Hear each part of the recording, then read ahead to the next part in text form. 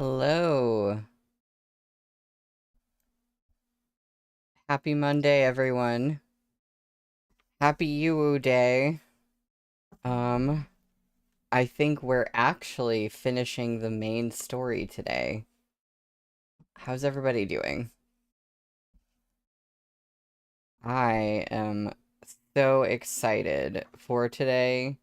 Last stream was crazy and I had a great time. And we're gonna definitely be able to finish the main story today and then get into the extras, I think. Um, how long is everything? Yeah, we're definitely getting into extras territory today. That is so exciting. Hi, Henry. Hi, Zareem. Henry, you went to Alien Stage Karaoke? That sounds amazing. Um, you're definitely having a day full of the gay. Um, I just realized I totally forgot to fill my water. So I'm gonna start and I might have to stop at some point early to get more water, but like I'm always like I gotta have my water and like make sure I have everything all set up before I start the stream. And then it's like there's always something. It's like your keys in your wallet when you're going out the door. You were Till? Oh, yeah. Yeah, that makes sense. I'm glad I could give you like a hydration reminder. Hi, Blue. Yeah, I just came back from being at my parents' house and they're one state away, so it's like an hour and a half drive. I almost thought I was gonna have to do this stream today at my parents' house, and I've done that sometimes, but I was able to like leave early enough and actually get here. So I like got in the house and then I was like, oh, gotta set up. Um, so we were because I had to leave early last time. We were on the top of page 107, which is in chapter 195. We're almost at the end of the grand finale chapter. Um, so we pretty much just found out about Murong Mongza actually secretly being a man. And then, like, soon after that, about Murong Mongza being a man, and Moshi and Gumong just hiding out with Murong Lian. We found that stuff out, and then I had to leave. So, clean regardless. Exactly. Okay. And we're talking about... I think we're talking about Murong Mongza. He would commit unscrupulous deeds in service of his ambition, but he would also exhaust himself for this goal, devoting his entire life to his cause. That was enough. And, um, I think we're talking about Moshi and, oh wait, I think they're talking about Moshi and Gumong yet. Um, I've never started in the middle of the chapter, so I'm sorry if it's like a little bit confusing. Um, in the end, they chose to go to Lin Yi. It wasn't a particularly prosperous place, but they'd heard Murong Lian had chosen to establish an academy there, a new school that would accept everyone, regardless of background. Gumong had been delighted. Aside from Moshi, Murong Lian was the person closest to him. He was his family by blood. Gumong couldn't be happier with the choice Murong Lian had made. Now, Moshi stood in the courtyard, watching Gumong and Murong Lian chase each other around like children. The foxglove blossoms drifted down in a lilac waterfall, filling the courtyard with their sweet scent. Vengeance had faded, and achievements, too, were distant memories. In truth, Neither Moshi nor Gumong cared much for the honors Murong Mongza had bestowed upon them. Their earliest wishes had already come true. An era of equality would begin, and they'd kept that first promise between them. They had a home together. Tomorrow, he and Gumong would go to the academy Murong Lian built to take a look and walk around. Perhaps soon afterward, they would appear in front of those young and childish juniors with new names and faces and teach them about the righteous path and about benevolence, about the purpose behind casting spells and wielding weapons. Everything was changing for the better in the wake of those turbulent waves.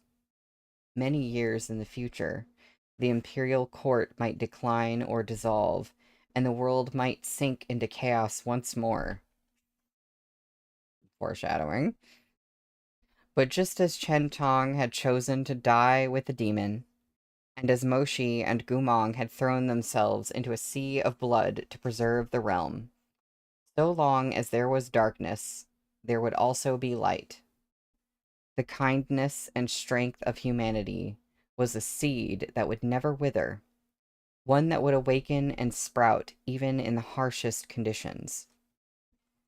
Throughout turbulent eras and prosperous years, brave heroes and brilliant artists had always come from nothing, and they would all eventually be buried beneath nameless grasses.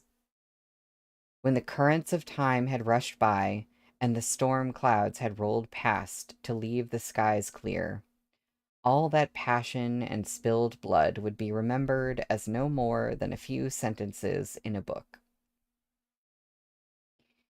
Human lives were small and fleeting. A person's hard work and sacrifice were rarely carved into eternal remembrance.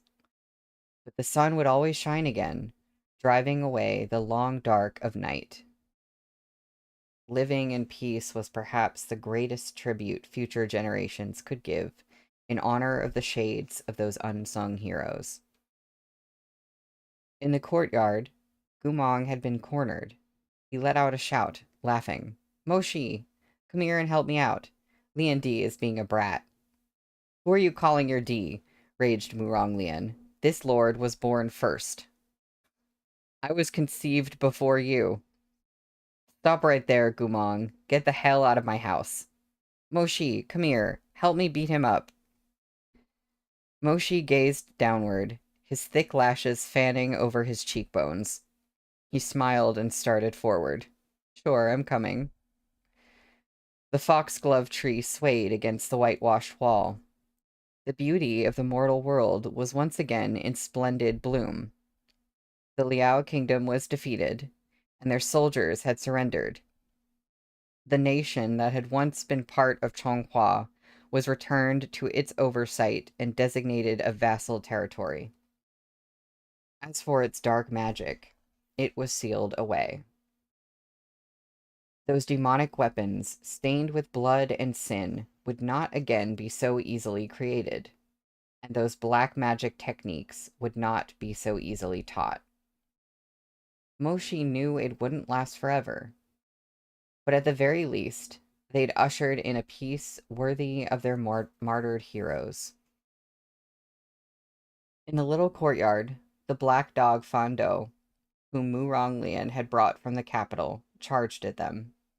Barking exuberantly and wagging his tail, he gamboled around the trio. In the city that had not yet attained its future prosperity, kitchen smoke rose from the houses of Lin Yi and floated toward the horizon. The rays of the setting sun touched a picture of lovely serenity. Don't even think about it, Fireball, shouted Murong Lian. This is a fight between brothers. You're no man if you intervene. Gumong hopped up to hook an arm around Murong Lian's neck and laughed. How about this? Moshi can be on my side, and Fando can be on yours. The prospect excited Fando, who put his paws on Murong Lian's knees and stared at him with huge, liquid eyes, tongue lolling. A gale of laughter drifted out of the courtyard. At last, they had a home, a family, somewhere to stay and put down roots. They could stand guard over this hard-won peace, watch spring come and the flowers bloom, see winter's arrival and the first fall of snow. Before them stretched years of tranquil days like these, the tinkling of bells from trade caravans in the distance, and moonlight to guide the fishermen home, a peace that spanned from the northernmost sands of the desert to the southernmost reaches of the great rivers, on and on, into the boundless future. And there's art. There is art. I love it. I love it. So cute. Now, I want to know if, like, are Gumong and Moshi, like, going by fake names of the Academy, or, like, how are they, concealing their identities? Um, Also, hi Cookielicious. Platonic OT4. See, again, we have, like, the way that Meat Bun just completely surprises me because I didn't imagine they were going to be, like, idyllically living with Murong Lian, of all people. Oh, they said new names for the Academy. Is one of them going to go by Shimong? That would be incredibly, incredibly cute. So, we are on page 111 for chapter 196, which is called Beyond the Finale. And this is the last chapter before the extras. This is called The Academy's Construction. Oh, there's like sections. Yeah, The Academy's Construction. The first academy in Chonghua to accept all students, regardless of their birth, was built in Linyi and named Wangshu Academy. Murong Lian's influence featured prominently in the academy's design. It was a space filled with fluttering petals, dancing butterflies, and long, meandering walkways. Translucent drapes hung everywhere, swaying lazily in the wind. Viewed from above, the academy spanned half of a wooded mountain and looked as if it had been built within the misty realm of clouds, like a dream that had come drifting out of the end of a pipe. That's fitting.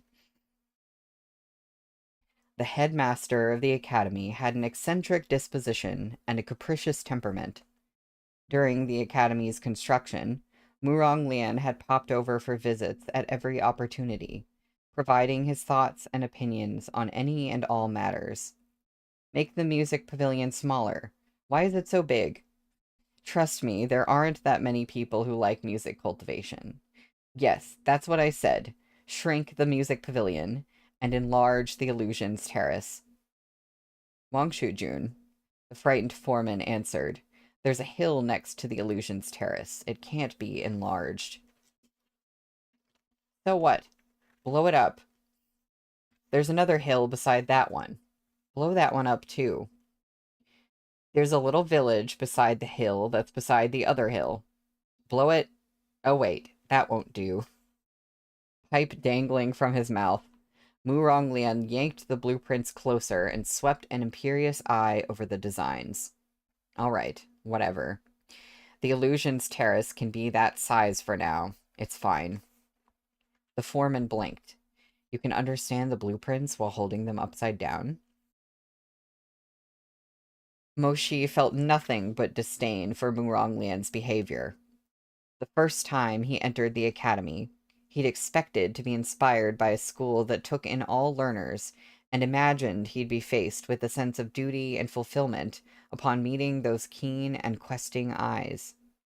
But after accompanying Murong Lian on a visit to the mountain to watch the craftsmen at work, all he saw was the headmaster making a bunch of nonsensical requests. The headmaster's hall must be unique. It can't look like the one in the capital's academy. I don't want a single brick copied from there. The garden grounds must be unique as well. They should be huge and full of winding paths, so the disciples can flirt in privacy. Yes, you heard me. That's what young people should be getting up to. Remember to plant a lot of foxglove trees. They're pretty. Make sure to leave enough space to put up canopy drapes. I want you to build outdoor corridors that connect all 9 halls. Why? No reason in particular, I just don't like being in the sun. Gumong was flabbergasted. Have you calculated the costs? Can we afford all this? What are you afraid of? Said Muronglian. If we can't, we'll get the money from Mengzi. The more flamboyantly wasteful I am, the more Spartan and saintly he'll look. He'll love that. Trust me, I wouldn't know how to be emperor, but I've perfected the art of wastrel lordling. I don't know if that should be lording or lordling, but that's amazing. Henry, Yowie King, exactly. He took a drag from his pipe. Gumong snatched it away before he could take another. He hid the pipe behind his back and beamed at Muronglian. You agreed to take 10 puffs a day. You've had your 10. You can have more tomorrow. Muronglian gaped at him, then turned to Moshi. Moshi, pass me the candied fruit. Moshi took in Muronglian's scowling face and produced a package of candied fruit from his Qiankun pouch. This was a trifle from Jiang Puli. It could suppress Muronglian's cravings. He handed it to Gumong, who smiled, grabbed the back of Muronglian's head, and shoved it into his mouth. This tastes awful, Muronglian sputtered. It'll make you live longer, Gumong grinned. My dearest headmaster, you ought to focus on your health. Get lost. Day by day, the academy came to life, turning their old dreams into reality.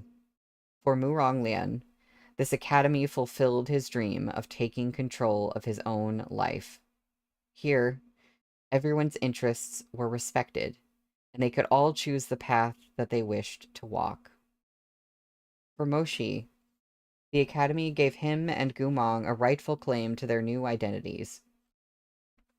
It became a home they shared, as well as the future of which they dreamed in those destitute years in the army. For Gumong, Wangshu Academy meant even more. Once upon a time, he and Moshi had walked along a dike in the slanting light of dusk. He'd plucked a blade of foxtail grass, flicking it across the meadows.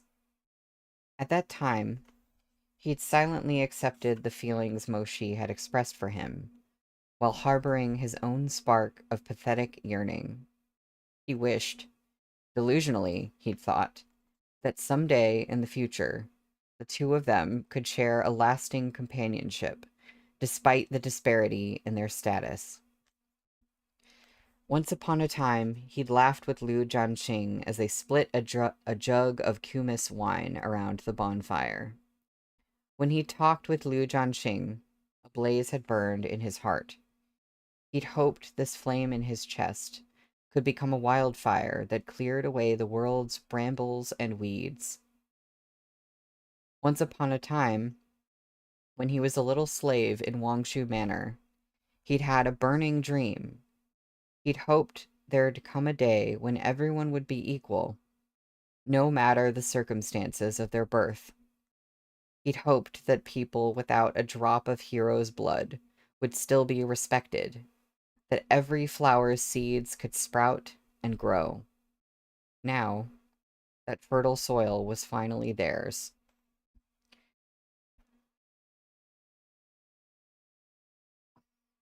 The next part is called Drinking in the Starry Night.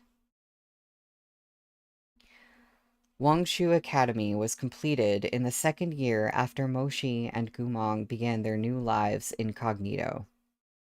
That night, Gumong was drinking wine beneath the starry sky when he heard the sound of billowing cloth and a familiar deep voice from behind him. "It's late. What are you doing here? What are you doing out here?" Gumong turned. Moshi had leapt up with Qinggong, floating like a kite before landing lightly on the ink-dark tiles. They're drinking on the roof. They are drinking in the moonlight on a roof. This was the tallest building in Wangshu Academy, known as Wangyue Tower. It had quickly become one of Gumong's favorite spots.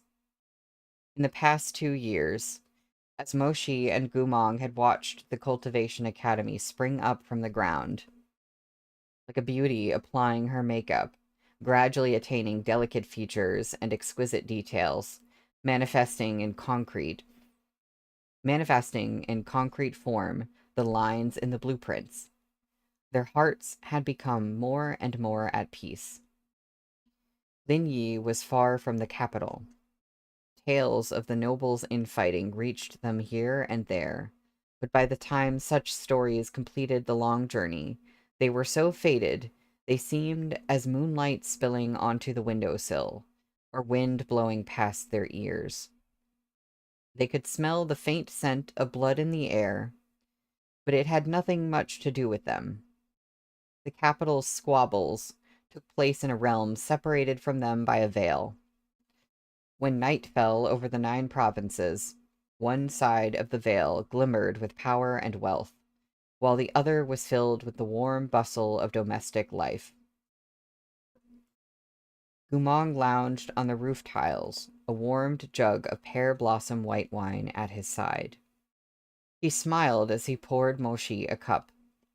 "In 2 days, the academy will officially open. I was just thinking we have no idea how noisy things will get. I'm looking forward to it." Moshi stepped closer, draping the coat he'd brought over Gumong's shoulders before taking a seat beside him. They gazed down together at the sprawling grounds of Wangshu Academy. Gumong had his cheek propped in his hand. "To be honest, whenever I sit up here, I want to laugh every time I look down. Liandi really spared no expense. Mengzi probably hates him. I heard that, to set an example and lower the palace's operating costs, Mengzi even stopped using rare incenses, whereas Liandi wishes for nothing more than to pay the Academy's paths in gold." Gumong burst out laughing. "It's not that bad, but..." He paused, his long, soft lashes fluttering as he gazed tenderly at Moshi beneath the pristine light of the moon. "You finally learned to crack a joke." It was awkward, yet somehow moving to be studied so closely like this. Moshi bent to kiss him, then quickly averted his gaze to stare down at the arching terraces, the towers and pavilions. He looked so serious, but for the faint pink flush on his pale cheeks, it would have been impossible to tell he'd just kissed Gumong. He was still so easily embarrassed. Sighing inwardly, Gumong looked at him. Why was it that, no matter how many years passed, no matter how much they'd experienced, his Moshidi was still so adorably stuffy? This man had a puddle of sweet honey in his heart, but he hid it away, refusing to let anyone discover it. Even after all these years, Gumong could always see the shadow of that pretty youth on Moshi, the one from the Academy of Chonghua, sitting alone beneath the tree and taking delicate nibbles of his white rice zongzi, his nape soaked with hot sweat from training, and his bangs fluttering in the breeze. When that young man turned, his eyes were as pure and clear as the first light of dawn. Affection welled in his chest. He stretched lazily. "Moshi." "Hmm?" "I want to count the stars." It was clearly not the first time they'd had this conversation. Moshi patted him on the head. Lie down, then. Gumong lay down on the roof with his head in Moshi's lap, gazing up at the brilliant silver river of the Milky Way. He reached up, feeling the night wind slip through his fingers like silk ribbons. He counted those splendid, dazzling stars. 1, 2, 3. There was a legend that said a new star appeared in the sky whenever a hero passed away. Gumong counted the 70,000 stars that belonged to them. He remembered each and every one of their names, even now. Moshi sat with him, listening to him murmuring those numbers that meant much more. Perhaps, in some far-flung corner of the world, a few of those heroic souls had already reincarnated. Those brothers they'd ridden with, Wu Jianxing and the others. Perhaps they'd one day return to their side. Perhaps they'd become disciples at Wangshu Academy, leaving the darkness of the past and stepping into the beautiful light of the present. By midnight, the air was chilly, and Gumong's pear blossom white was nearly gone.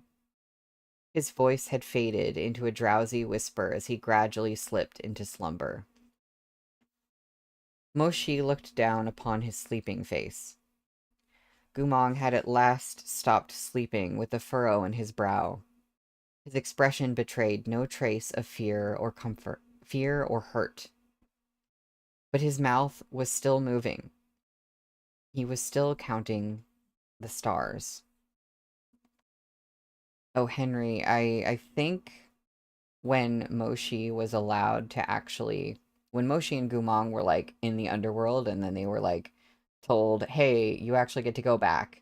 I think that included like lifting the the rule that was like, oh, you can't reincarnate. I think the new stone, or I think it fixed everything. I'm gonna assume that.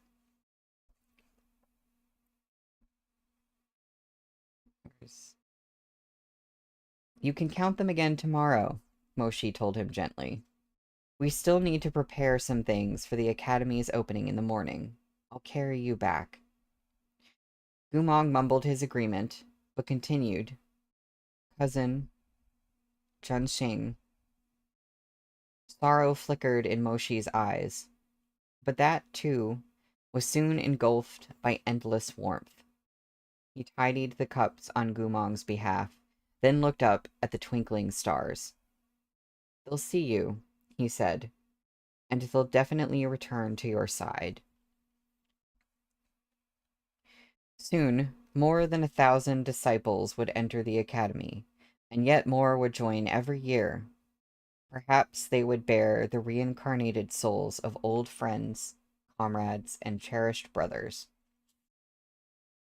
Oh my god, there's a double page art of them on the roof.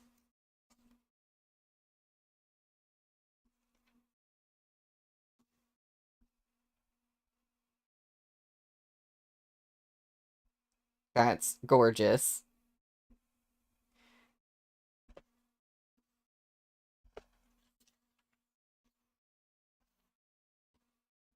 This time, regardless of their status, regardless of whether they were rich or poor, they would receive equal treatment and patient teaching. This was paid for with your blood and tears. Will you come back? Will you witness it? The night was deep. Gumong had finally fallen asleep, and Moshi didn't have the heart to wake him. He carefully gathered Gumong into his arms. The night wind ruffled Moshi's robes as he leapt down from the tower. Sensing the movement, Gumong nuzzled closer into his warm embrace and fell still. Between the vast heavens and earth, the two figures faded into insignificant shadows. He took him home.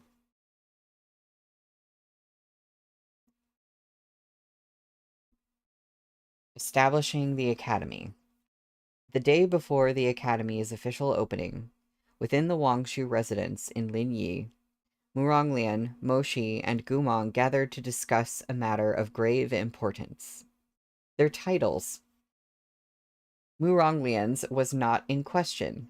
Naturally, he would be Headmaster Wangshu. The problem was Moshi and Gumong. These two couldn't reappear in public with their old identities. Thankfully, disguise techniques posed no difficulty for either of them, but their titles were a subject worthy of discussion. The three of them talked and argued for a while. Eventually, Muronglian made the unilateral decision that, upon becoming elders of the Academy, Moshi would be known as Yaoling Dongjun, after the god of the easterly sun. Gumong would be named Qingguang Elder, after the pure radiance of the moon. Gumong was quite satisfied with his current life, and similarly pleased with this sobriquet. The only one who couldn't abide it seemed to be Moshi. Why should he go by Qingguang? Moshi narrowed his eyes, staring at Muronglian with his arms crossed before his chest. Qingguang is a variation of Wangshu. What do you mean by this? Muronglian sneered. What's the alternative? Should we use a variation of Shihe? Shiwu Elder, the Golden Crow? Gumong shook his head. Sounds terrible. I vote for Qingguang. Moshi's eyes widened in disbelief at Gumong's betrayal. Gumong, you... Pleased, Muronglian reached out to sling an arm around Gumong's shoulders. Heh, he's my little brother. If he isn't named after me, should he be named after you? That's not it, Gumong said earnestly. I just think Qingguang sounds better than Shi Wu. This made Moshi so angry he went through a whole pile of books when he returned, trying to find a variation of Shihe that sounded more elegant. But no matter how much he searched, Wangshu still won. In the end, he threw his hands up in defeat. Early the next morning, the sun shone brilliantly down over the new academy, a magnificent dawn. Amid the solemn tolling of bells, Wangshu Academy opened its heavy doors carved with celestial motifs. Muronglian stood on the welcome terrace, painted in red and embellished in gold. Clad in graceful sapphire robes, he gazed down at the young disciples entering the academy. Beside him, Moshi and Gumong stood shoulder to shoulder, the refreshing morning breeze brushing through their hair. They looked just like the elders who had once taught them magic in the Imperial Academy as they welcomed these brand new lives, these sparks of potential. They're so little. Gumong's eyes curved into crescents as he smiled. The youngest child beneath the welcome terrace couldn't have been older than 7 or 8. Many had obviously come from poor families. They wore patched clothes of hemp and stumbled in apprehensively, gazing at everything with curiosity and anticipation, like tiny cubs venturing out into the forest for the first time. Their new disciples were like a school of little fish that had come pouring in from every lake and ocean, gathering together in this glorious, hard-won pool. There were no strict rules or restrictions on behavior. With so many children present, a few entertaining incidents could be expected as a matter of course. A particularly young disciple was wandering about. As he looked around, his terror became more and more apparent. Finally, he burst into tears, attracting everyone's attention. Wah, Guga, where did you go? I can't find you anymore. Song Xiong, you left your little brother behind, someone called. Amid muffled laughter, the elder brother turned back, red-faced, to find his sibling sobbing his heart out. Oh, I see what she's doing with these names. Another child chased someone through the crowd, yelling anxiously, Nangong, Nangong, wait for me. He ran too quickly and tripped, falling flat on the ground. Moshi blinked. Gumong burst into laughter, turning back to look at his lover and his brother. Neither looked as relaxed as he was. They were plainly beginning to doubt how successful this school full of commoners would be. As Gumong watched their stiffening expressions, he couldn't help laughing more freely, clutching his stomach as he wheezed. We'll manage, we'll manage. And there is more art. Yep. Henry, this is the start of Rufeng. I knew it. That is what I thought. Like, it's going... Rufeng's sect, I think, is going to be established a lot later. But yeah, this is the location. This is where the magic happened. Murong Lian swept his sleeves and gritted his teeth. You can handle their discipline in the future. We've clearly welcomed a herd of idiots. I'll do it, I'll do it. Instead of objecting, Gumong enthusiastically raised his hand. Moshi shot him a glance. Forget it. If you're in charge, in a year these disciples will be even worse. Gumong fell silent. The sun climbed in the east as they chatted, shining down on Wongshu Academy, gilding its tiles and filling its grounds with brilliance.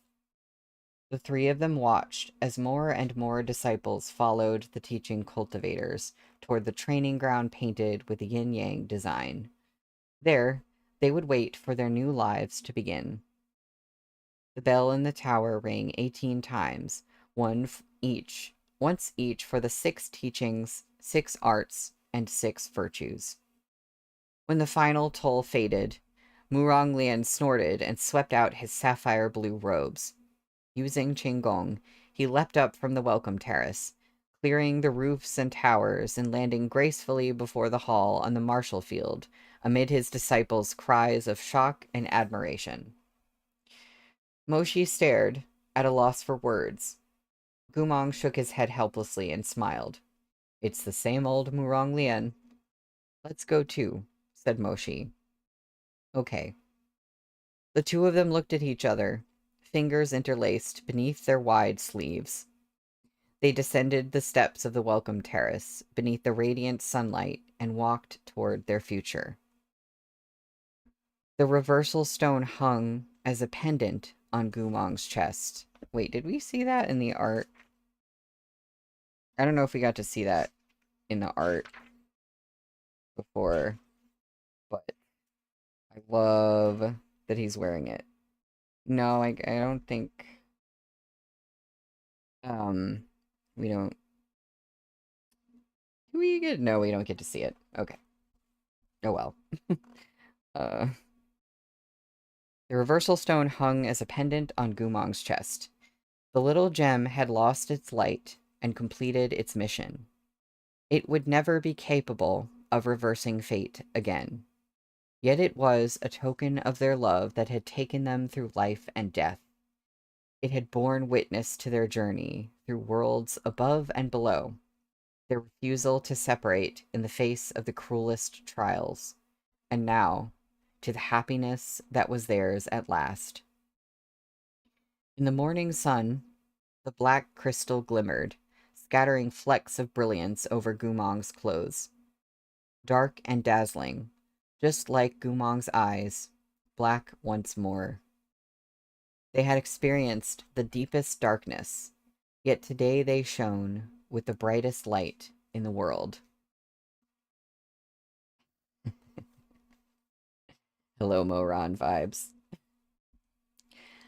That's the end of the chapter, and that's the end of the main part of the book. So now we have extras.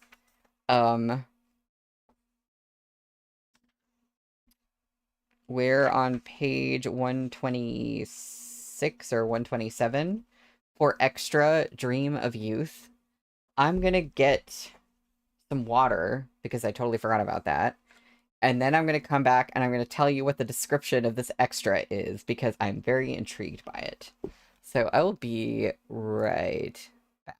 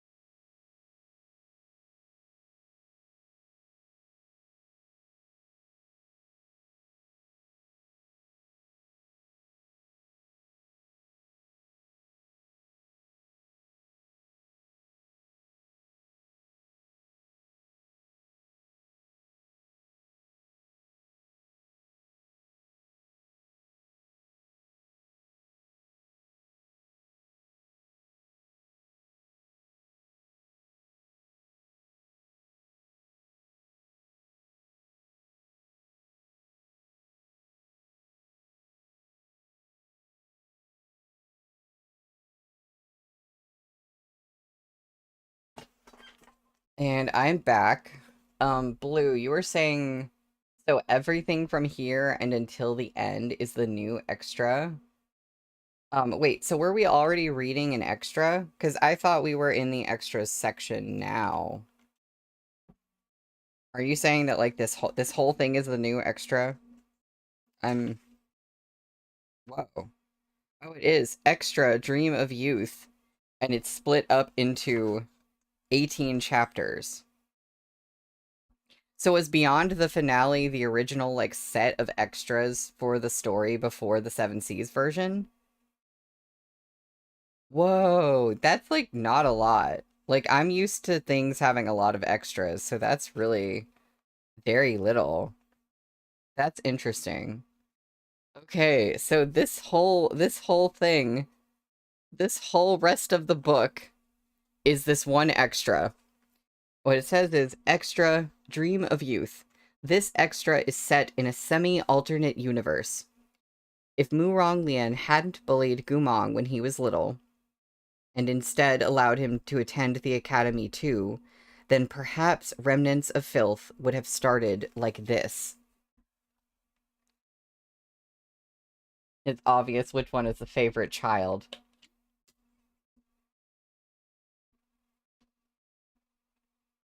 Oh, which book? Arha. Right, with 40 extras? No, that makes sense. Yuwu is basically an Arha extra. Yeah, Zareem, that kind of checks out to me. I know y'all were talking earlier in the chat about what Yuwu was originally going to be. It was like a modern day transmigration, I think.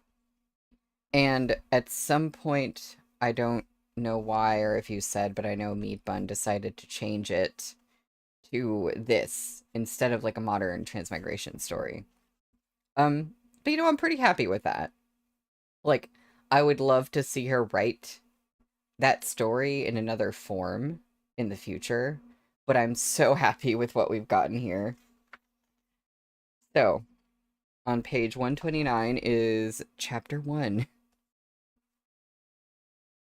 Meat Bun was strong-armed into changing it. So, like, her editors didn't like it? Question mark? Or was it something else? Spring was coming to an end in Chonghua. The pagoda trees in Mo Manor were in full and fragrant bloom, their boughs filled with delicate white petals and golden yellow stamens. The scent was sweet, almost sickening. A young Moshi stood by the window. He hadn't yet attained the towering physique he would grow into later, but he was already tall for his age, and handsome. His phoenix eyes were cold by nature. His irises were dark, his lips pale and thin, and his nose high and straight.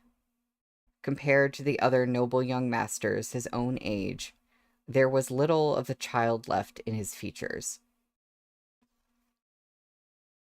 Hearing a knock at the door, Moshi turned. Enter. Xiaoju, you'll be entering the Cultivation Academy tomorrow. Madam prepared many sets of robes for you, and some books, star charts, and talisman papers that you'll need at the academy. Leave them on the table. At once, said the servant. Madam asks if you are free this evening. She wishes to take you to Qixia Pavilion to have a family dinner with Shi Rongjun. I haven't finished packing. No need to bring me along, replied Moshi. Um, if there's nothing else, you may go. The servant withdrew, somewhat embarrassed. Meat Bun, because Gumong shot Moshi in the chest in the original. So, like, that was too much or something. They were like, he can't come back from that. Moshi waved a hand, and the bags his mother had packed for him were engulfed in blazing flame. The forking tongues of fire illuminated the youth's exquisite features, set in a mask of ice. Within moments, all that was left on the table was a smudge of dark ash. Shirongjun, whom the servant had mentioned, was Mo Shi's paternal uncle and his father's youngest brother, Mo Xianting. The Mo clan was small in number, and Mo Shi's father had no blood siblings. Mo Xianting was an adopted son. His status was nothing compared to his elder brothers. Is this the... There was, like, family drama, and I feel like we never got, like, a rundown on what really happened, but is this, like, the bad uncle? Because I, like, don't even remember what happened with that.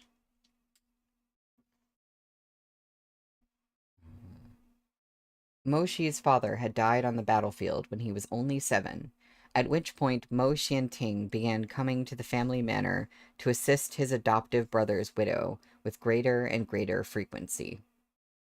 Mo Shi had initially been grateful to this uncle. Yet one day, when he had stayed up too late reading and was walking back from the study, he saw the door of his mother's room slightly ajar. Warm candlelight spilled out of it. He had stepped forward to greet his mother. But before his hand touched the door, he heard rough panting from within the room. Had the young Moshi understood what this entailed, he would never have glanced inside. In his contracting pupils shone the reflection of 2 familiar figures, intimately entwined.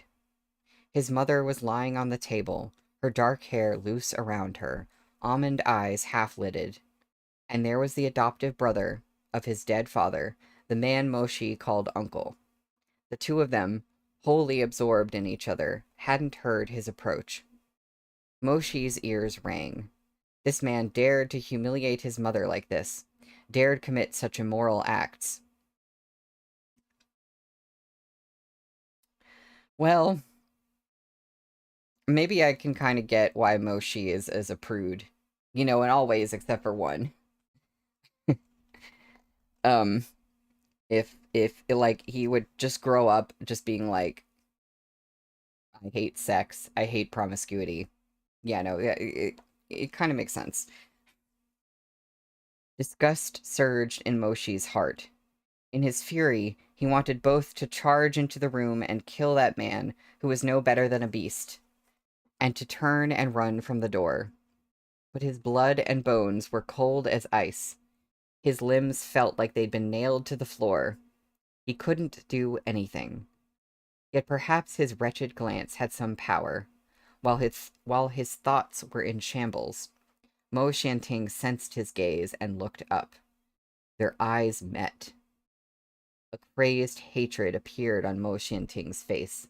At the sight of Moshi, he felt neither shame nor fear.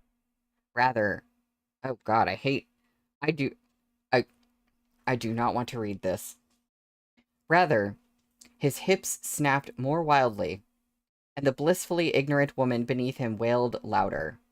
He stared into Moshi's eyes, baring his teeth in a dark leer, as if, even separated by death, he hoped to provoke that brother of his who lay beneath the yellow springs.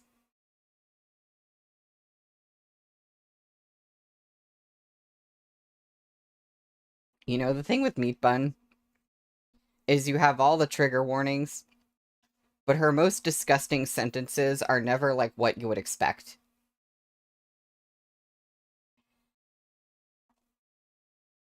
Moshi didn't know how his feet carried him away from that doorway. His mind was blank, and his hands and feet were ice cold. But he was a precocious child. He didn't cry, nor did he fuss, though his shock and disgust were such that he fell ill and was bedridden for months. He never spoke a word. But matters of the heart were like flooding waters. Keeping them dammed created more problems. Moshi's physical ailments gradually mended, but the hatred in his heart twisted and grew. His originally aloof temperament grew colder still. He became taciturn, ruthless, and obsessed with cleanliness. He trusted no one and made no friends, allowing himself to become a complete outcast. When a young master of a noble family teased him at the end of year feast by showing him an erotic pamphlet, flames collected in Moshi's palm without a second thought, and he burnt that book to ashes. What are you doing? The pretty little Gongsa had hopped to his feet with a shriek. You dare set this lord's books on fire? Moshi looked up, gaze icy. Why wouldn't I? Don't you know who I am? The nerve of you. I don't care who you are, said Moshi. If you show me filth like that again, the next thing I burn will be your hand. He wasn't putting on airs. He really was disgusted through and through by lewd behavior and dirty talk. Perhaps it had already become an incurable aversion. His family situation being what it was, Moshi had long since wanted to leave this manor and its dark undercurrents for the Cultivation Academy. But that uncle of his insisted on trapping him at home, making all manner of excuses to the Emperor to keep Moshi from leaving. Shi'ar is a filial child. He wishes to observe the mourning period for his father for 3 years. Shi'ar has a weak constitution. I'm afraid he wouldn't be able to tolerate conditions at the Cultivation Academy for long. I hope your Imperial Majesty will allow him another year to rest and heal. So on and so forth, putting it off by any means possible.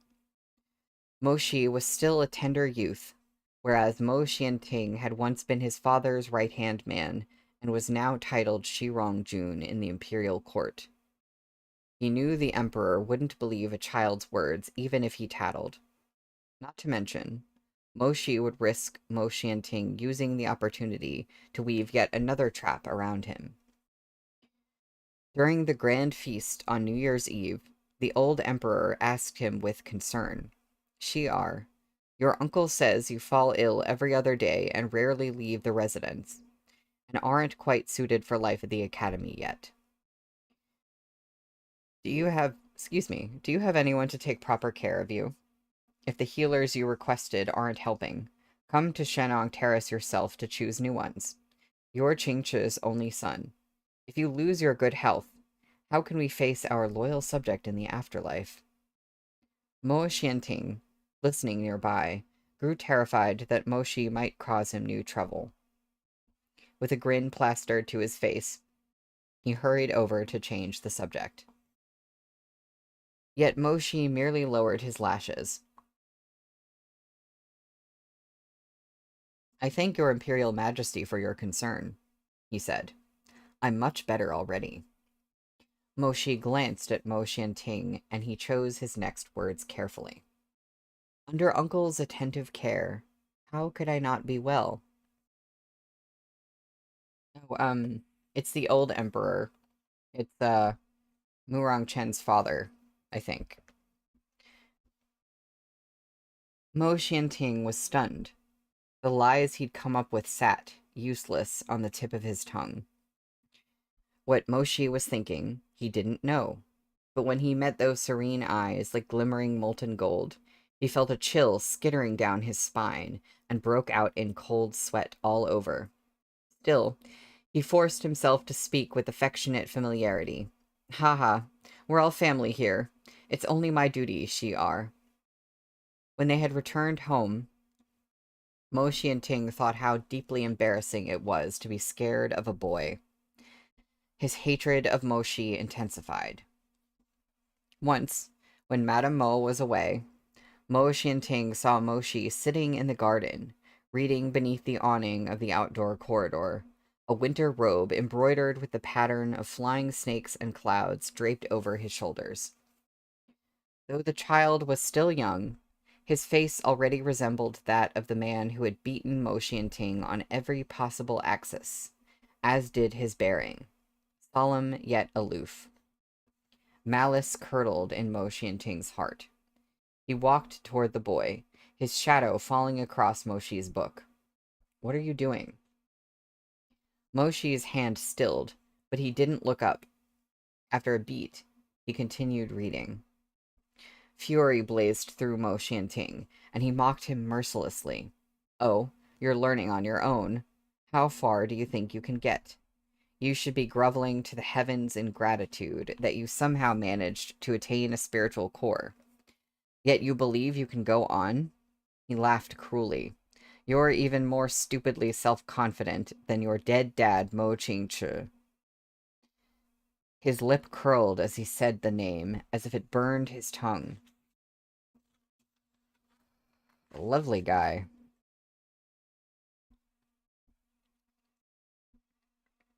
He wanted nothing more than to spit it out. Now your mother is mine, and the Mo clan is mine too. Even if I can't kill you, I can make you wish you were dead. You've seen for yourself how I can stand in your way. Don't even dream of leaving this manor under your own power. If you have any sense, you'll get on your knees and beg. Call me father 3 times, and I might feel some mercy. Next year, I'll ask His Imperial Majesty to let you enter the Cultivation Academy. He was still speaking when a burst of fiery light appeared in Moshi's palm. A scarlet spiritual whip heeded his summons and came ripping through the air, striking the unguarded Mo Xianting square in the face. Blood oozed from the lash mark. You, exclaimed Mo Xianting, stunned and enraged. You little brat, you dare strike me? I am your senior. Mo Xianting.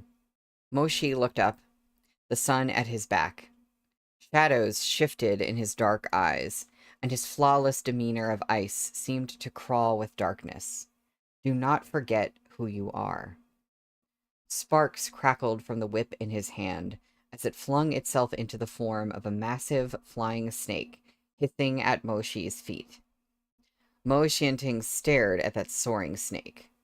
Fixing his gaze on its scarlet eyes, he cried, "The Hua She whip. You're able to summon the Hua She whip?" Even if Hua She isn't a holy weapon, it has acknowledged the descendants of the Mo clan as its masters for generations.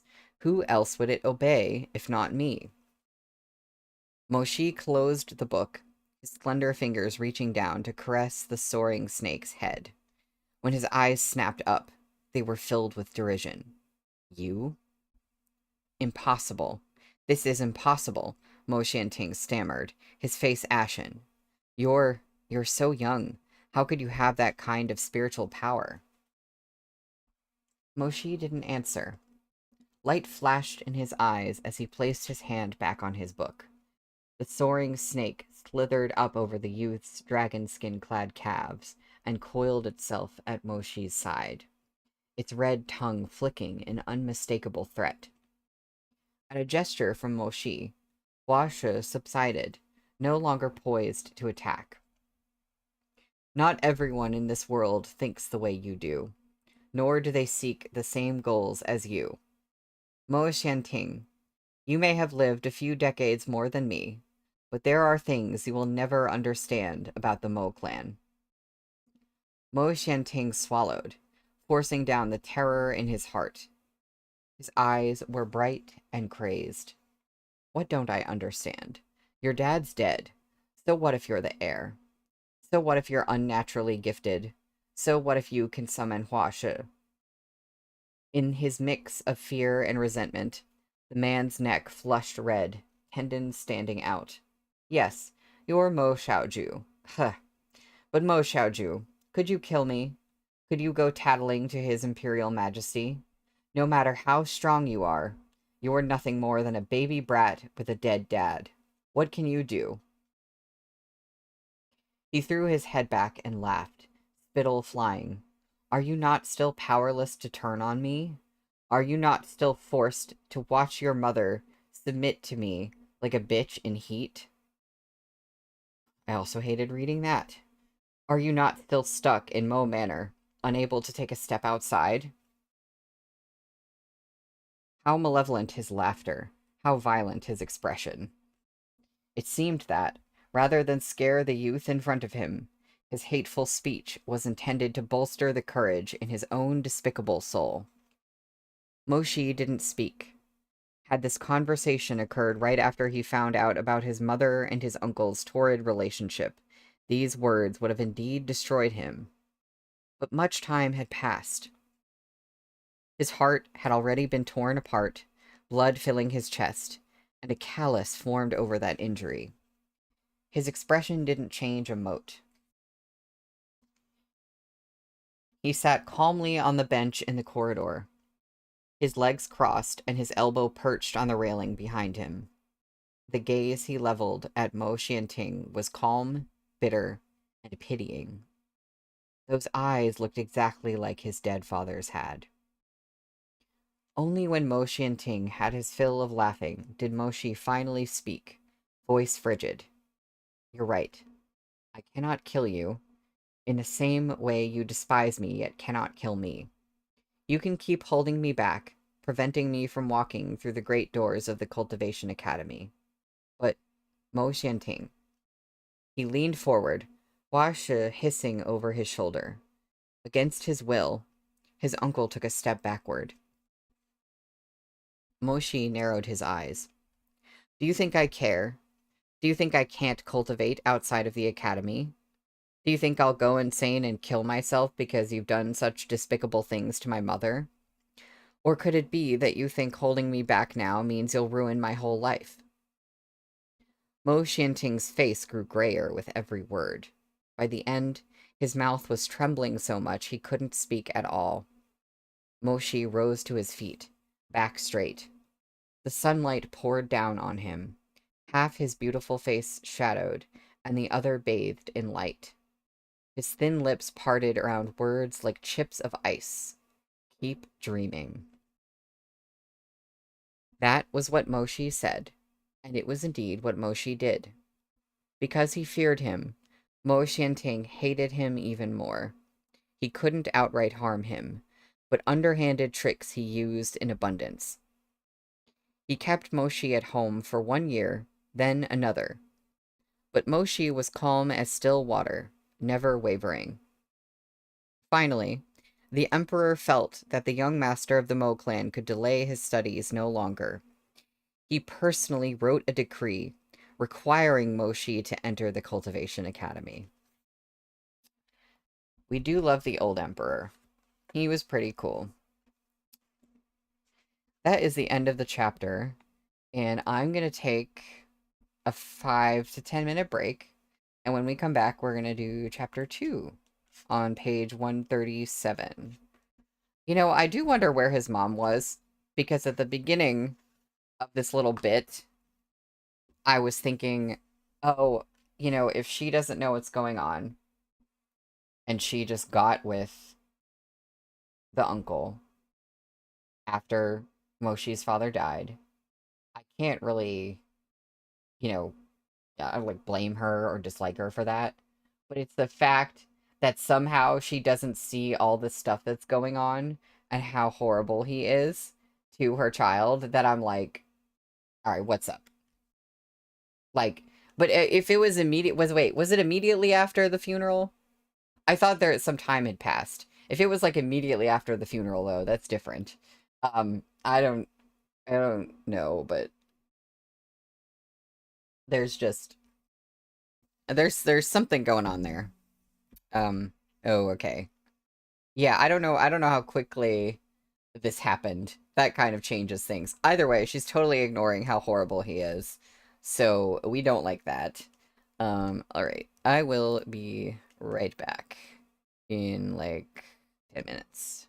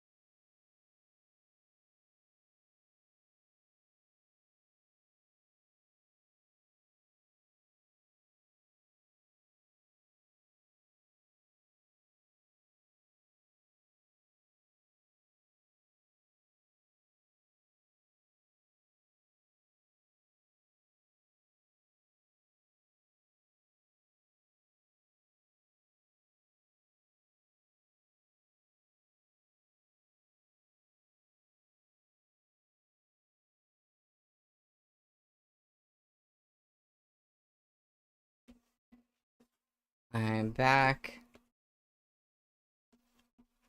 I am back, and I am ready to read more about Moshi and Gumong at the Academy and a lot less about the uncle. I want to hear nothing more about the uncle unless he's, like, getting his ass handed to him. That is all I desire. We are on page 137 for chapter 2.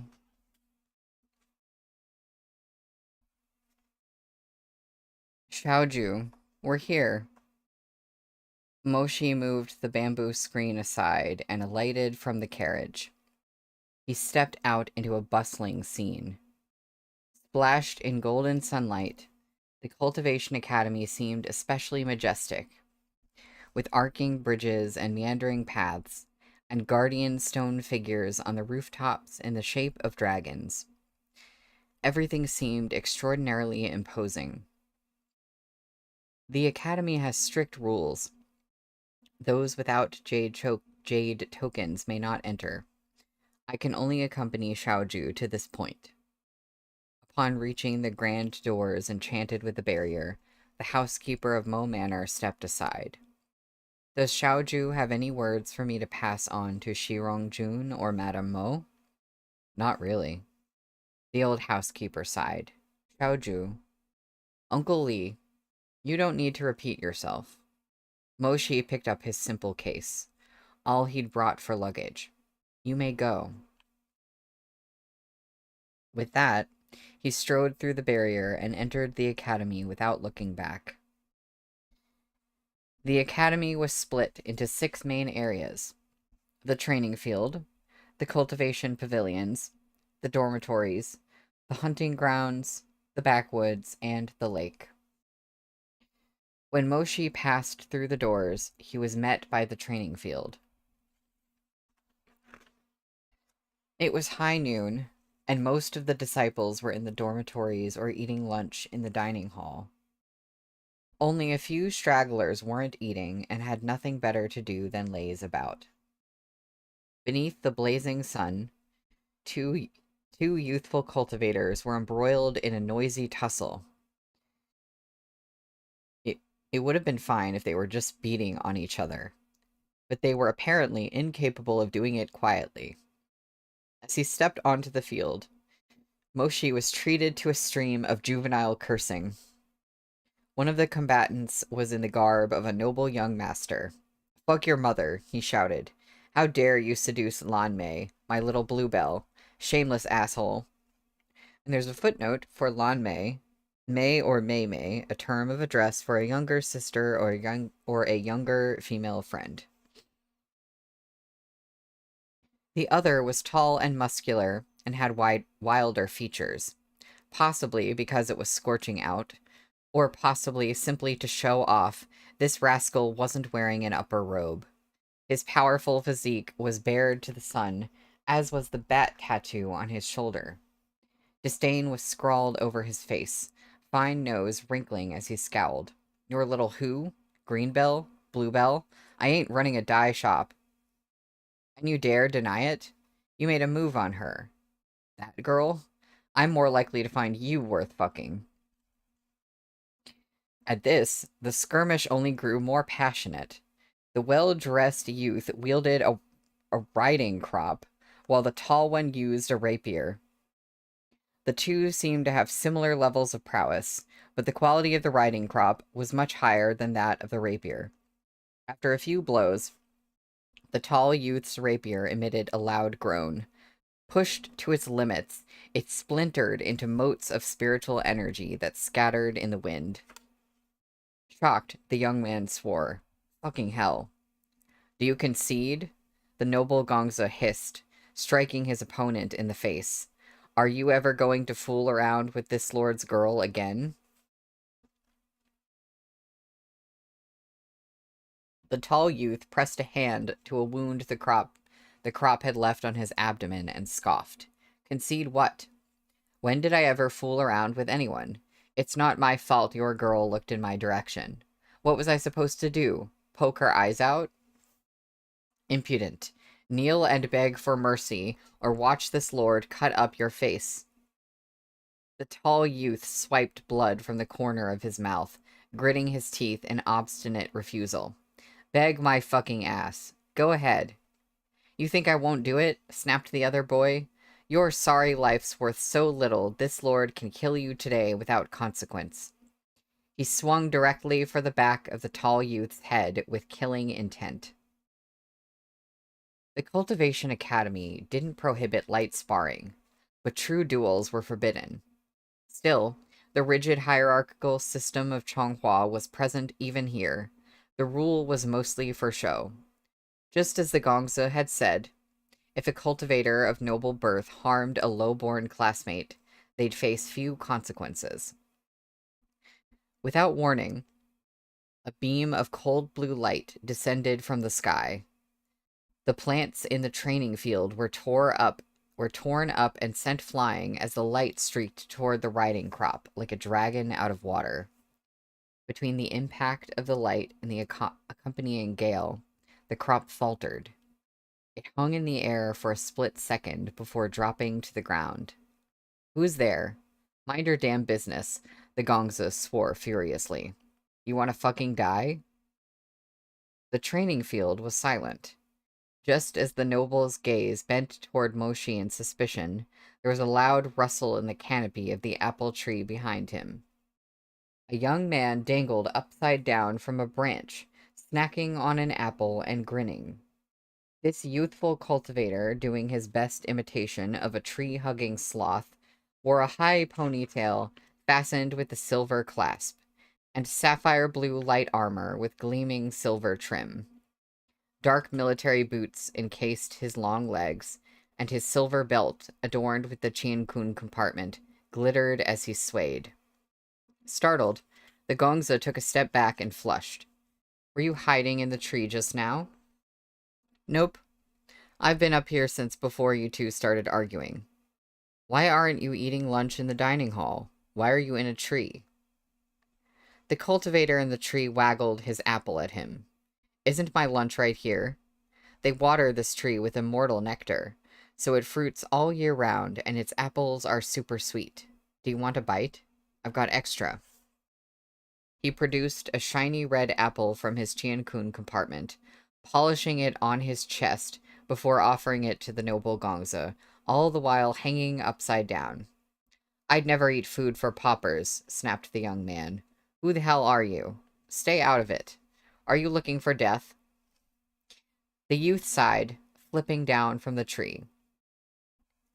Me? My name is Gumang. When he stood up, Moshi could see that he was strong and beautiful, possessed of glittering eyes and a delicate, feral face. There was a captivating curve to his plush lips. They were the kind likely to smile often, and became truly bewitching when they did. He had just been hanging upside down, and his cheeks were still flushed, his lips bright red. Okay, Moshi, calm down. He shot a look at the injured cultivator, then turned to smile at the discomfited Gongza. I didn't come here looking for death. I came to look for my friend. The tall youth behind him, Gumong's friend, rolled his eyes. Here to steal fruit, more like. Gumong felt no guilt whatsoever at being exposed. He batted his eyelashes at the other boy as if determined to make a friend of him. Hey there, are you sure you won't have some? They're good for you, and really sweet. The Gongza looked at the proffered apple. At Gumong's introduction, his expression had changed slightly, his gaze growing wary.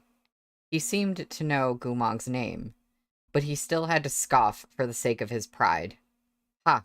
I was wondering who would be so brazen. So it's the Academy prodigy, Gu Shishong of the Murong clan. What an honor it is to meet you at last.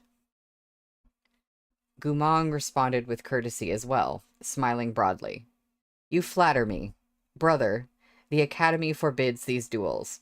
I don't mind if you don't take the apple, but could you do something about the fighting? Look, you've already made my bro bleed. Is it my fault he's incompetent and born of cheap stock? Bleeding because he couldn't defeat this lord is what he deserves. Bullshit, snapped the tall youth. Gumong put up a hand to warn him back, still wearing that same careless smile. You're right, you're right. Since you're so formidable, I'll ask you to be magnanimous then. I'll apologize on my Shadi's behalf. I'm sorry. He bowed, then grabbed the tall youth and attempted to make a quick exit. Brother, if there's nothing else, we'll stop taking up your lunchtime. See ya. Stop right there, the Gongsa cried. Gu da shishong. You think that's the end of it? He bared his teeth in a snarl. This apology of yours is rather lacking. Gumong turned back and fluttered his lashes. Oh, then what would you have me do? I want him to kneel. Out of respect for your families, Murong Gongza, I won't make him beg. 3 kowtows will do it. Ha! Keep dreaming, snapped the tall youth. I, Lu Jianxing, would rather die than kneel to you. I knew it would be Lu Jianxing. The little Gongza ignored him, choosing to sneer at Gumong instead. Gu Shishong, you saw the whole thing. This brother of yours has no understanding of status, acting high and mighty despite being born in the gutter. Given his lineage, kneeling is letting him off easy. I don't think it would be out of line to have him lick the bottom of my shoe. Gumong met that malicious gaze head on, smile never wavering. Crudely reasoned, but not wrong. But brother, don't forget this is the Cultivation Academy. The school has its own regulations. This is still Chonghua, the Gongza said with a nasty smile. Chonghua has its rules, and Gu Shishong better not forget that either. You're quite correct, said Gumong. He yanked Lu Jianxing to his side. Despite being a sight shorter than his friend, Gumong pinned him in place and shoved his head down. Come, Xiaolu, hurry and bow to the Gongza. Lu Jianxing's lip was curled in fury, but for some reason he didn't protest. Moshi, watching from a distance, was puzzled until he realized Gumong was hiding a bit of magic in his palm. He'd cast a silencing spell when he pushed down Lu Jianxing's stubborn head and rendered the boy mute. Gumong looked up. Look, brother, he's bowed and apologized. Let's all take a step back. No kowtowing necessary. We're all fellow disciples here. The little Gongza was used to getting his way. He'd been embarrassed here today. How could he let Lu Jianxing off so lightly? Snickering, he said, Gu Shishong, you're a reasonable guy. If I fucking want him to kneel, then he'll kneel. I've humored you enough. What? What now? You want me to yield? Do you think a little sweet talk will get him out of this? Twisting his neck, Lu Jianxing struggled free of Gumong's grip. You're seriously fucking vile. Enough. Do you have any right to speak when we're talking? The Gongza drew back his hand to slap him across the face, but the strike never landed. Gumong had grabbed him by the wrist. His voice was deep, yet naturally soft. He was still smiling, but it was no longer sincere. Son Gongza, are you sure you want him to kneel? Of course. My Sun clan is noble through and through. What's the problem with making one low-born mongrel get on his knees? All right. Gumong nodded, releasing his wrist and lowering his lashes. Just as everyone thought he really was going to let Lu Jianxing kneel, Gumong shoved him away and raised a hand. Blazing light flashed in his palm, and a gale swirled to life as a sparking blue scimitar answered his summons. What are you doing? The perfunctory smile on Gumong's face had vanished. He took a long stride forward, dark boots crunching in the gravel as he bore down on the Gongza. Can you not tell?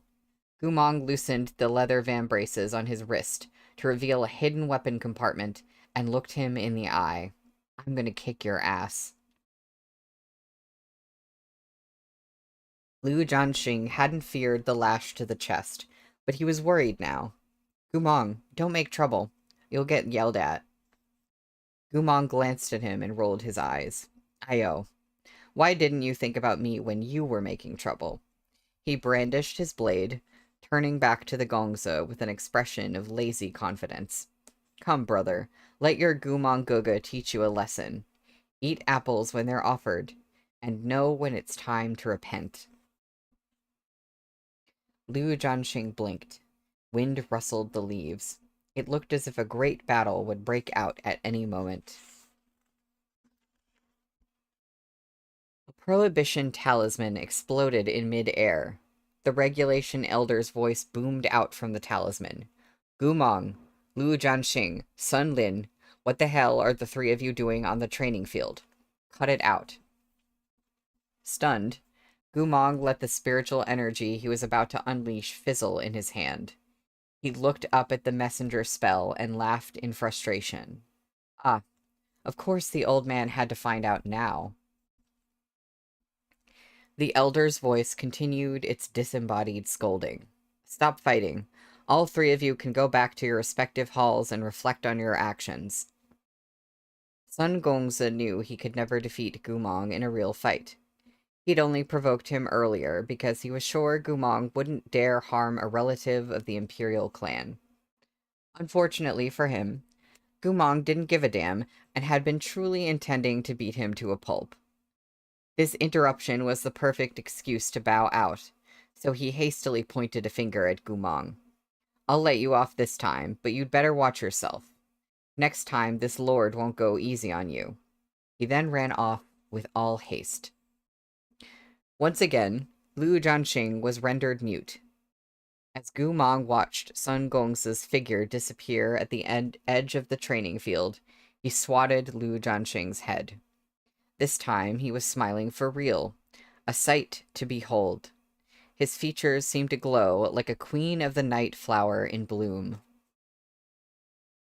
But what came from his lips was pure gossip.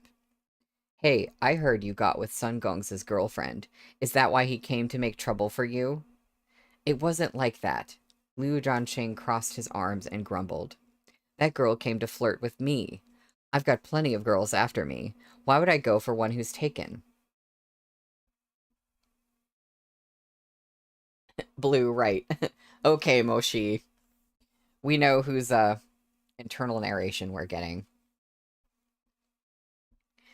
Gumong slung an arm around Liu Jianxing's neck, smiling as he ground his teeth. Well, aren't you popular? Listen the fuck up. When you meet a noble this unreasonable, turn around and run the other way. Next time you clash with them, you might be saying bye-bye to your head.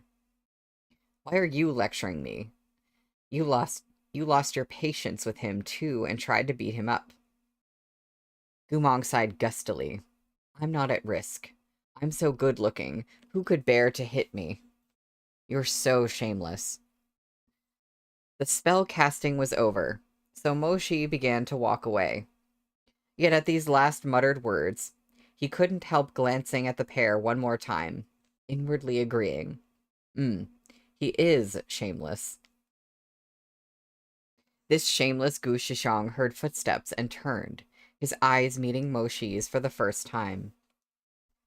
It was a careless glance, but when they saw each other's faces, both were compelled to pause a few more moments.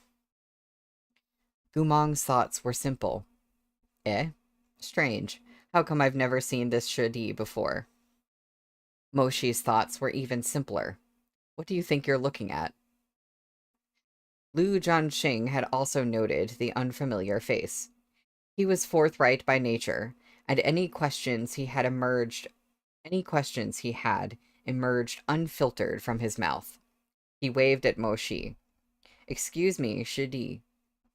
Before he could finish, Gumong clapped a hand over his mouth. He smiled and nodded at Moshi, then dragged Liu Jianxing away. Let's go. Time to copy some books. Liu Jianxing's protests came out muffled. I was just gonna ask who he was. He was watching the whole time earlier.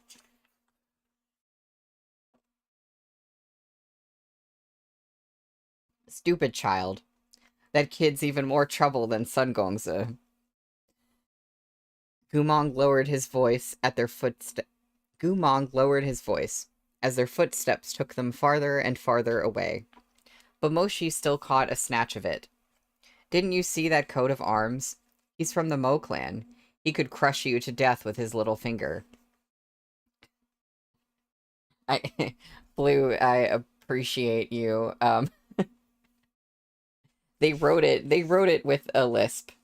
So I wasn't impersonating him being muffled. It's just the way it was written, and I was like, well, I guess I'll read it the way it's written.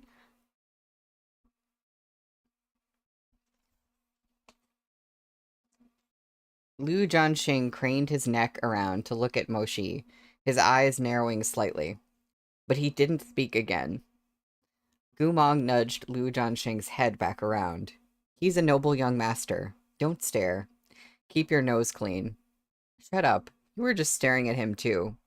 Me? I'm allowed. Haven't I said I'm so handsome? Normal people wouldn't have the heart to fight me. Their voices faded, disappearing at last, along with their silhouettes. Moshi stood for a moment longer, then expressionlessly walked off in a different direction. As a new student in the academy, Moshi couldn't start cultivating immediately. He had to start with many other things, like praying to the deities, getting registered, listening to the academy rules, and more. He had to memorize a full 200 jade scrolls. New disciples needed to know the contents of these scrolls by heart and pass the regulation and discipline elders exam before they could officially commence their studies. Over the course of the next few days, Moshi met countless people and memorized innumerable things, such that he quickly forgot his run-in with Gu Shishong. Even the name Gumong had long disappeared from his mind. Had it?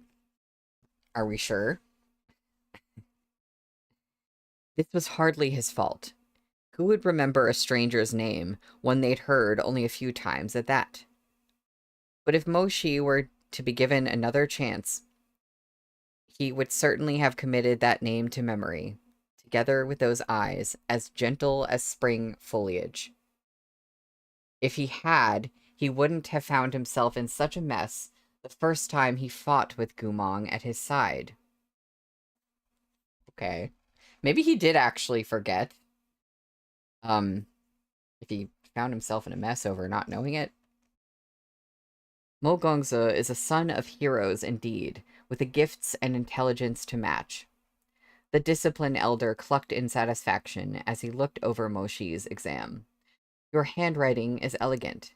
Your responses are exceptional, and you've memorized the 28,074 historical events of the Academy in a mere 7 days. This old man is impressed, truly impressed. The elderly cultivator stroked a handful of his white beard, spiritual energy gathering in his palm. He left an honors with distinction stamp on Moshi's scroll and smiled. You passed. Rest well tonight and go to Qianling Elders Hall tomorrow at dawn. He'll explain the arrangements for your weapon trial in detail. As the son of a notable family, of course Moshi knew what he meant by this. A fitting weapon was important to any cultivator, whether they specialized in healing, defense, or in offensive techniques. The weapons sold at regular shops, made of common steel or copper, were for ungifted civilians to play with. They were of absolutely no use to cultivators. The weapons of cultivators were all formed from spiritual vessels, like the ancestral Huashe whip of the Mo clan, the riding crop used by Sun Gongze, the dual blades wielded by Liu Jianxing, or the narrow scimitar used by Gumong. Any new disciples who wanted to form a contract with the better holy weapon needed to first complete a trial. It was a real battle, but it wasn't overly dangerous, especially since a Shishong or Shijie would accompany the disciple to avoid any mishaps. I don't know if anyone here needs this footnote, but there's a footnote for Shijie, older martial sister used for older disciples or classmates. The weapon seeker's companion was chosen via a random draw. Tianling Elder, who oversaw such matters, kept a colorful lacquered box in his room. The elder would pick a jade token from within, and the name of the selected disciple would appear on top. This time was no different. Tianling Elder glanced at the name that appeared, thought for a moment, then handed the token to a nearby servant boy. Go to Yanbia Hall and find this one for me.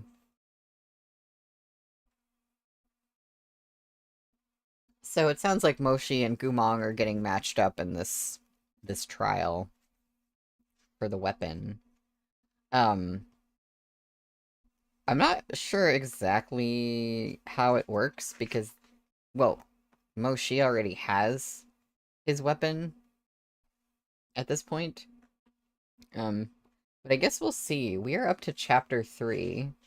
I want to see... Okay, so I think I'm gonna read chapter 3 and then I'm gonna finish the stream for the day. It was evening, the air thick with moonlit dew.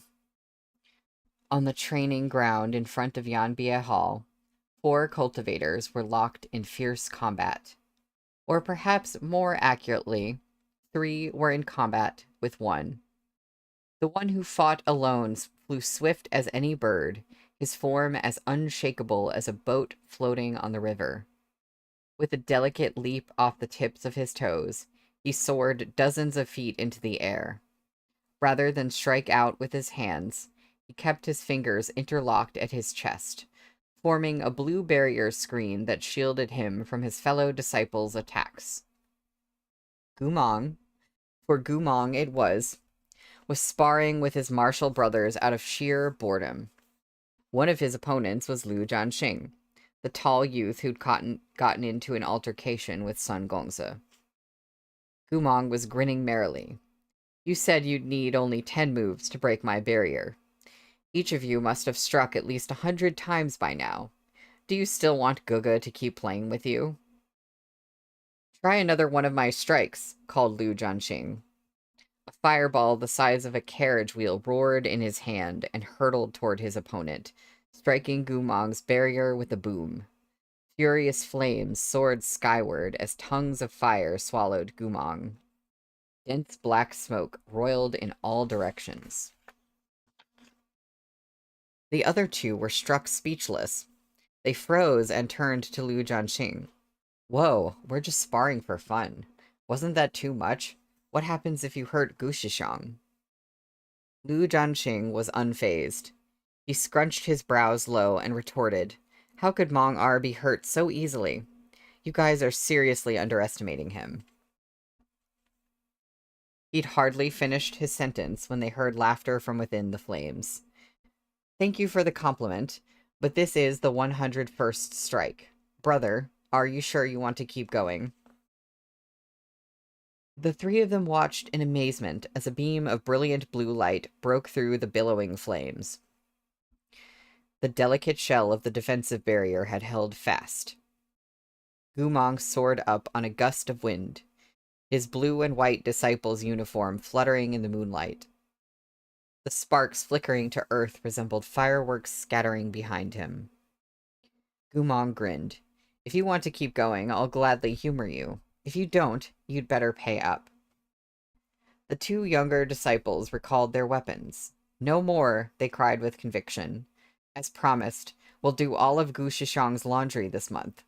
Jianxing, what about you? Liu Jianxing stood stiff for a moment before dismissing his weapon as well. He turned and snorted. Cheater. None of us know this barrier technique of yours. Compete with me on something else. Sounds good. Gumong touched down nimbly upon the ground. With a wave of his sleeves, both the barrier and the flames vanished, leaving nothing but drifting ash. He looked up. What do you want to compete on? Qinggong. Gumong glanced down at Liu Jianxing's legs. Sun Gongzi had struck him there during their fight, and Liu Jianxing still limped a bit. He couldn't help arcing a brow. You sure? Never mind. We'll do swords. The Shidi behind him reminded him softly. Lu Shishong, he trounced you at swordplay just last month. How could you forget? Lu Jianxing cleared his throat awkwardly. Wait a minute. I think it's best if we compete hand to hand. Gumong smiled. All right. Thus, these two advanced cultivators started brawling like commoners. Lu Jianxing was tall and broad, his movements fierce as a tiger's, but he was barely able to graze his opponent's clothes as Gumong danced away. He soon grew frustrated. Why do you keep dodging? Are you trying to waste my time? Gumong didn't answer. Instead, he asked, Are your wounds from your fight with Sun Gongzi healed? Lu Jianxing blinked. Pretty much. Why? Voice languid, Gumong sighed. Guga, dear. I'm worried I might hurt you.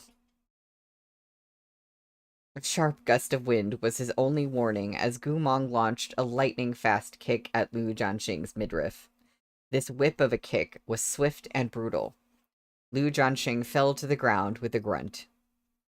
Before he could get to his feet, Gumong hauled him up with one hand. He brushed the dust off Lu Jianxing's robes and grinned. Look, did I lie to you? Does it hurt? The rascal who'd just walloped him was now examining him with earnest concern. Lu Jianxing's face flushed red. He huffily waved his hand. Hurt? That little kick? It felt like getting an itch scratched. Oh. Gumong chuckled and nodded. How manly. Let's go another round. Lu Jianxing nearly choked. Forget it, he said with a hasty bow. I, twisted my hip. I'm out. You win tonight. Gumong beamed. Since I won, you can buy me candy. Milk-flavored.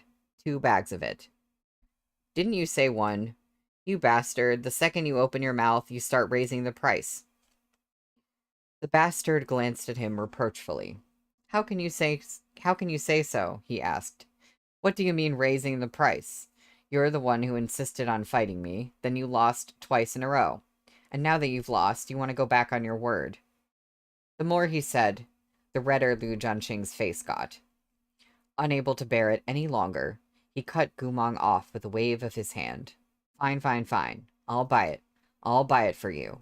There, are you happy? Eat your goddamn fill. Heaven knows how you've never gotten cavities. As they bickered, Tianling Elder's boy servant arrived and shouted at that rascal who was clinging so stubbornly to his own shidi for candy. Gumong Shishong. Gumong turned to answer the child with a smile. It's the boy who serves Tianling Elder. Gu Shishong has a good memory, said the boy politely. Tianling Elder asks to see Shishong in private. At this point, Lu Jianxing's pain and anger had subsided. He murmured, wide-eyed, Why would Tianling Elder want to see you? Ah, I bet he drew your name to accompany a new disciple for their weapon trial. He shook his head. You're famously lazy. That time you went to exorcise demons with me, you hardly lifted a finger. You sat by eating watermelon while I dealt with the monster. Ah, I feel bad for whichever disciple drew you as their partner.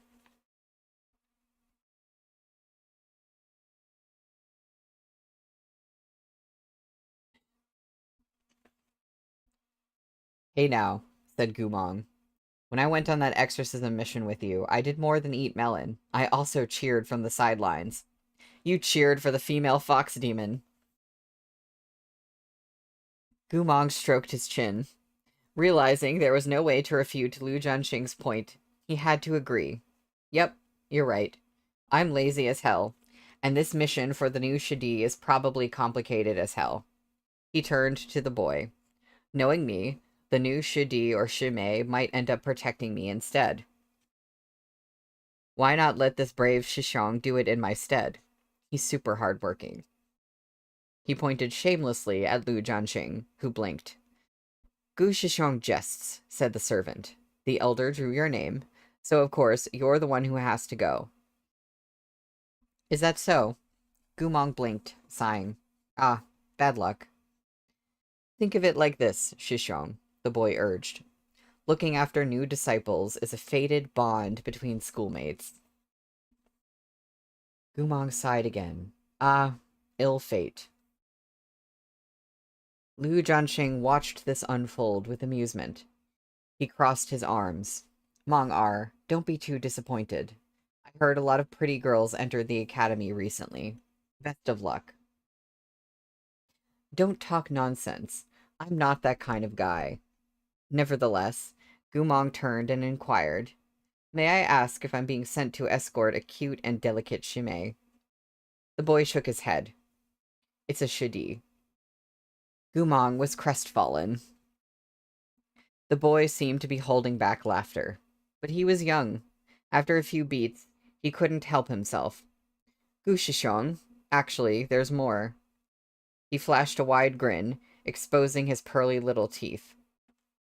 There's no Shimei for you to escort, but due to the unique mission you two will be undertaking, there will be a maiden on this journey. He burst into giggles. Shishong, do you want to know who it'll be? Gumong looked up at him, feeling his neck prickle ominously. Who?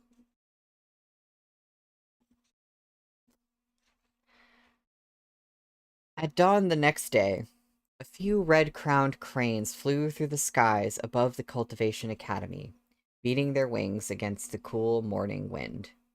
Moshi had always been punctual. The rising sun found him already waiting by Qianling Elder's door. After a little while, the elder pushed open the door and emerged, wearing a lilac Taoist robe, his black hair bound up and a horsetail whisk resting on the crook of his arm. He nodded. Despite your noble birth, Mo Gongsa, you always abide by the rules and are never tardy. He lowered his lashes. As I should. My greetings to Qianling Elder. Qianling Elder gave him a small smile. My greetings to Mo Gongsa. Moshi waited a little while. When Qianling Elder said no more, he asked, Would the Elder please begin the trial? Not so fast, Qianling Elder said. We're waiting for one more person. He knew a Shishong or Shijie was to accompany him. He found it unnecessary, but he said nothing when he remembered that this was one of the Academy's rules. He waited patiently, for almost a full 2 hours. Moshi stewed in a terrible silence.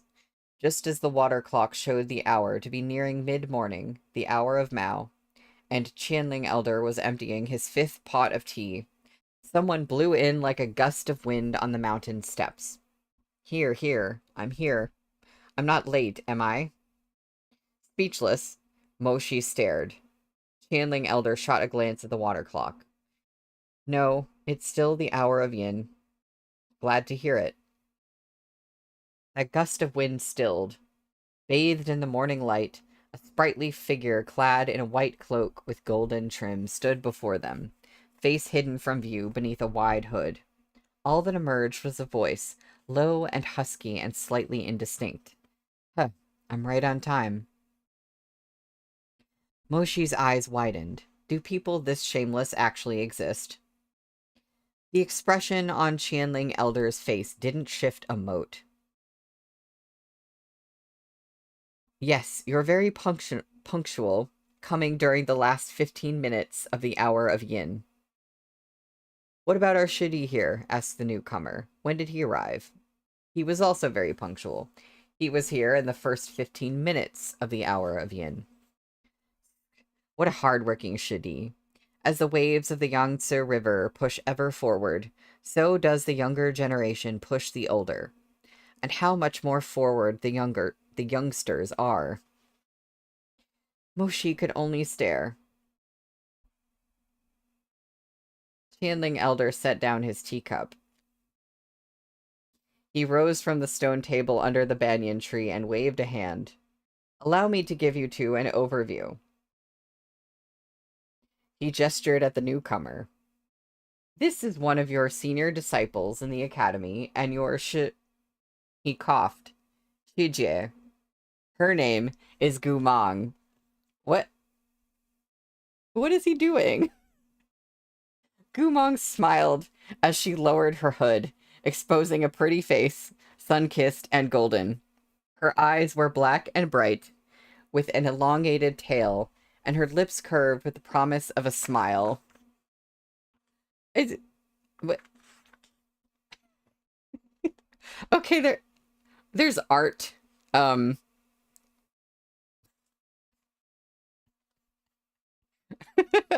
I don't know why this is happening yet.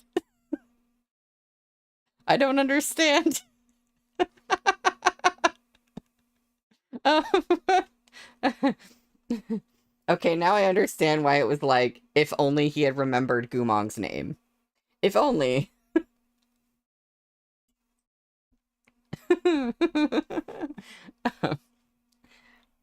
Also, did y'all notice in the art there's like little cat faces in the background? Like like right there. That's so cute. I can't get over it. Oh. Hey there, said Gumong. Forward wave Xiao Shidi. That name, Gumong, sounded familiar, as if Moshi had heard it somewhere before.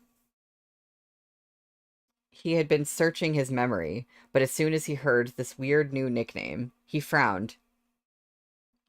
Oh, right, they're dogs, of course. They just, yeah. No, dogs would make more sense. They're a little bit, kind of featureless. Uh, the familiar-looking Shigia didn't mind at all. She batted her lashes as a smile rippled across her face. You can call me Gumong. Or Older Wave. Hmm, Older Wave. Like Gumong is the older wave, and Moshi is like younger, so he's like the newer wave of students, I guess. In any case, in this vast mortal world, names can change just as unpredictably as one's gender. Qianling Elder coughed, lowering his voice reproachfully. Gumong. Ah, never mind. Like, did the Elder arrange for this on purpose? I don't understand. Qianling Elder glared at her, or perhaps more accurately, at him. Indeed, due to the unique demands of this trial, either the disciple or their protector had to masquerade as a girl. Qianling Elder had plenty of medicines that could temporarily change one's features, but he wouldn't make Mogongza take them. Thus, the task naturally fell to Gumong. When Gumong had heard this last night, he nearly turned tail and ran. He agreed to cooperate only after certain conditions were met. The conditions Gumong set were somewhat unconventional. He insisted that, although he could return to his original appearance at the end of the trial, his psychological trauma could not be ignored. He required Qianling Elder to buy him 10 big bags of soft milk candy afterward. The kind from Cuizhe Confectionery in the north of the city. 10 bags of 300 candies each, for a total of 3,000, he said. Don't think I won't count them, he'd said. You can't skimp. Qianling Elder completed his introductions. This is Moshi, Mo Gongze, son of Fu Lingjun. I mentioned him yesterday. Gumong smiled. I remember. With names out of the way, there was no need to waste any more breath on pleasantries. Qianling Elder cut straight to the point. Listen up. I'll give you two a summary of this trial. Henry, you almost said he's gonna want candy. You predicted it. So, that's the end of the chapter. It's just 5:01 now, so I have to end this stream, unfortunately, because, like, out of all of the cliffhangers that you could have, this is so unimportant, but I desperately want to know what is about to happen. Um, what is... I don't know if I've had milk candy. Like, what is milk candy? We This feels like a rom-com episode end, right? Like, it's so zero stakes, but I'm just like, oh my god. Oh my god, I can't wait to see how the heck this goes down. The Gumong antics are so good. Um, well, when we pick up on Wednesday, we're going to be on page 159 for chapter 4. It's very jarring just seeing chapter numbers and not seeing titles. I know they're just parts of an extra, but my brain is like, where are the titles? um yeah, I can't believe I had forgotten how this book was like almost entirely extra. I get like I'm still just like, "Oh my god, we finished today." Like we finished the main story. We just have this massive extra to get through. Um so we're not done yet. But like as far as the main story, I just want to say like I've had a blast reading this with y'all. Um and I'm still just like wow because this is my first book series that I did this for and I can't believe how close we are to getting into the next series. Um yeah, the next thing I'm reading, which I should be starting at the very I should be starting at the very beginning of September is Ballad of Sword and Wine or QJJ. It's Chang Jian Jin or something. I don't remember the Chinese name exactly. But in September I'm gonna be reading that. I can't believe how close we are. Um Aspen Tree, Qiangjin Jiu. That's it. Aspen Tree, you said they didn't include the other extra in the book. There's another extra. It's Shimong reading Murong Lian's diary. Oh yeah, Joe. Wine. Right. Um, Ballad of Sword and Wine. Okay. I see where they got the wine from. Um, okay, so considering there's another extra, I do have like a I do have the fan translation. So what I could do is when we're all done with this physical book, I could find the extra where they read Murong Lian's diary and I could read that on the stream because that sounds really fun. Wait, that was part of what we got? They really didn't add that bit. Okay. Yeah, I mean, there's no other extras in this, so I assume it's not in here unless it somehow got reabsorbed into this new extra, but I don't know how she would do that.